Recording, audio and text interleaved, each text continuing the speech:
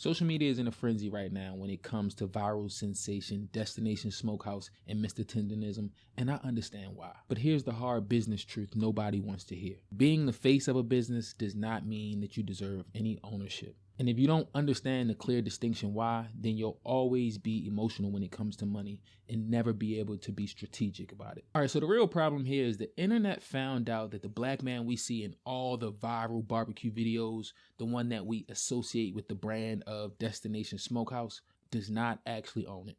And I feel like once people found that out, they honestly felt tricked or bamboozled because the story and the association that people see in the videos is really not the reality of the business that runs at Destination Smokehouse. So now pretty much the narrative is because he made the business popular and he made it go viral that he deserves some type of ownership in the business.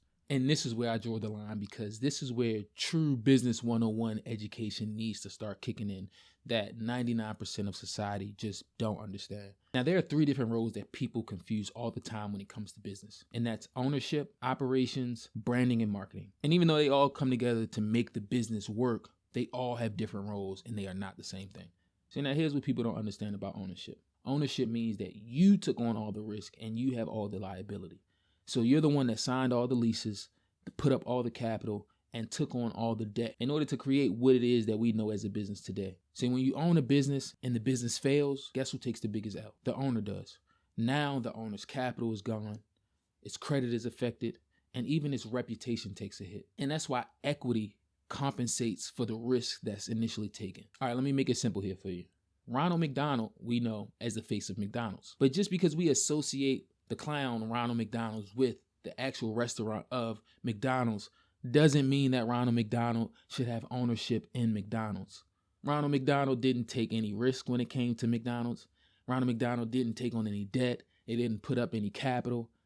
All he did was sit in the commercials. The mascot represents the brand and that's it. And I feel like people confuse that so much because when it comes to the psychology of marketing, it's all emotional based. So we resonate and we tie our emotions to the mascot or the brand and not the actual business. Because what we got to understand is branding creates attention, then marketing creates demand, but ownership is what absorbs all the losses. And that's why companies pay for marketing with their marketing budget. Look, they pay for the influencers, they pay for the spokespeople, and they even pay for the ad times to run the commercials. But exposure alone does not equal entitlement to some sort of equity. Because what we're missing here is if popularity had some type of qualification, then all the celebrities, athletes, and movie stars that we see today would be on the stock market. And I say that because we see our favorite celebrities representing brands, but they only represent the brand because of their name, image, and likeness. Not because of how much money they put into the business during its startup phase and help it grow to the point that it's at now to even be able to have some type of brand deal or endorsement. But the uncomfortable truth is the risk that nobody talks about. If Destination Smokehouse were to fail today, Mr. Tendernism could go somewhere else to another barbecue restaurant and bring the popularity along with him. But guess what?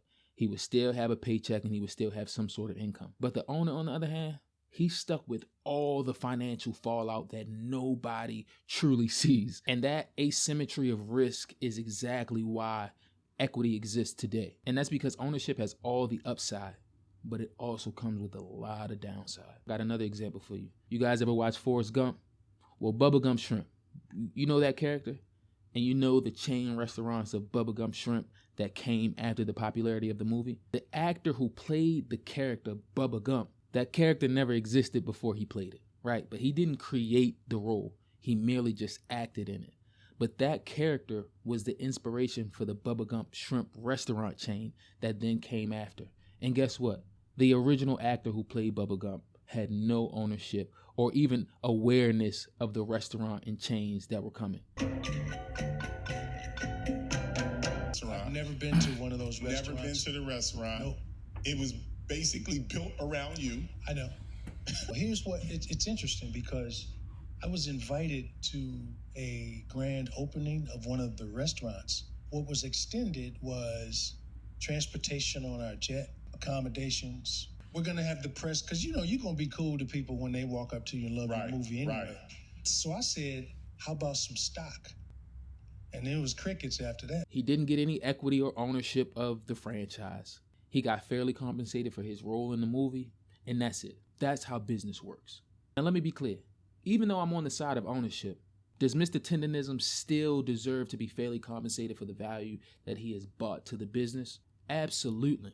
Like, understand, if I was Mr. Tendernism, I would have came into work after everything went viral and said, hey, brother, yesterday's price is not today's price. So I'm going to need to be compensated fairly for now the influence that I've brought and ultimately the financial gain that has come with this role that I'm playing as the brand and influencer for this company. That's the conversation that should have been had, and who knows if it even happened or not. Like, that's one thing about social media. Everybody think they know something, but they don't have the facts and don't understand what's actually going on in the real world. So who knows? There could have been some type of negotiation that went on behind the scenes where there could have been some type of bonuses or performance pay, long-term incentives, or even some type of revenue share once things actually started to take off. That's a much different conversation from saying, hey, you should own something that you didn't build or even finance. Because guess what? Destination Smokehouse was around long before it became popular and viral as we know it today. All right, so listen, people, especially my people. The real lesson here, or the real takeaway, should not be outrage. It's this. If you want some type of ownership, then you should come in at the ground level when the operating agreement is getting created at the start of the business. If you want some equity, then you need to take some risk on paper and not just show influence through a camera. In this game of business, it's a double-edged sword, right? Especially when it comes to social media. Because social media can either be the saving grace to your business or it can be the death of it. Simply bringing the value of visibility doesn't make you an owner. And though people always want to go viral, virality isn't always a positive to your business. It can also be a negative, as we see here. And guess whose pockets that's hit? Not the influencer, not the spokesperson, the owner. So let's take all the feelings out when it comes to business, because at the end of the day, it's about structure. And the sooner that people learn the difference between equity and influence, the faster they'll stop being emotionally triggered or disappointed when we come across situations like this. And I think the message that's going to go over a lot of people's heads that they miss from this situation is that if you're building something, you got to understand the game, or the game will play you. What do you come to the table with? Are you coming to the table, or are you building your own table? And if you don't want to do the hard work of building your own table and you want to bring something to somebody else's table, don't get mad at the person that built the table when they sell the table altogether and you walk away with nothing. Look, I hope you guys enjoyed this video. If you did, please make sure you like the video so I can create more content like this. Comment, tell me your opinion, what you think about the situation, and subscribe to the channel for more content like this.